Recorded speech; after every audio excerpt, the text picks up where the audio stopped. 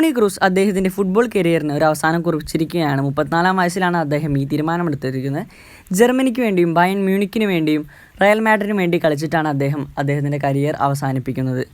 ഒരു world cup ജർമ്മനിക്ക് വേണ്ടി സ്വന്തമാക്കി കൊടുത്തിട്ടുണ്ട്. 5 ചാമ്പ്യൻസ് ലീഗിൽ 4 എണ്ണം റയൽ മാഡ്രിഡിനൊപ്പവും 1 എണ്ണം ബയൺ മ്യൂണിക്കിൻ്റെ ഒപ്പവും. ഫിഫ ക്ലബ്ബ് വേൾഡ് കപ്പ് 5 എണ്ണം റയൽ മാഡ്രിഡിൻ്റെ ഒപ്പവും 1 എണ്ണം ബയൺ മ്യൂണിക്കിൻ്റെ ഒപ്പവും. ജർമ്മൻ ചാമ്പ്യൻ 3 വട്ടം ബയൺ മ്യൂണിക്കിൻ്റെ ഒപ്പം. സ്പാനിഷ് ചാമ്പ്യൻ 4 എണ്ണം റയൽ മാഡ്രിഡിൻ്റെ ഒപ്പം. UEFA സൂപ്പർ കപ്പ് 4 എണ്ണം റയൽ മാഡ്രിഡിൻ്റെ ഒപ്പം 1 എണ്ണം ബയണിൻ്റെ ഒപ്പം.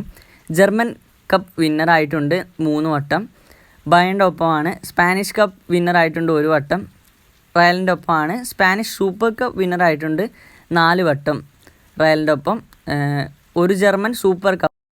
ഇങ്ങനെ ഒട്ടനവധി അച്ചീവ്മെൻറ്റ് സ്വന്തമാക്കിയ ഒരു ക്ലബ് ലെജൻഡും ഒരു വേൾഡ് കപ്പ് ജേതാവുമാണ് ഈ 34-ാം വയസ്സിൽ തന്നെ അദ്ദേഹത്തിൻ്റെ കരിയർ അവസാനിപ്പിക്കുന്നത്. ഇത് വളരെ നേരത്തെയായി എന്ന് റയൽ മാഡ്രിഡ് ഫാൻസിന്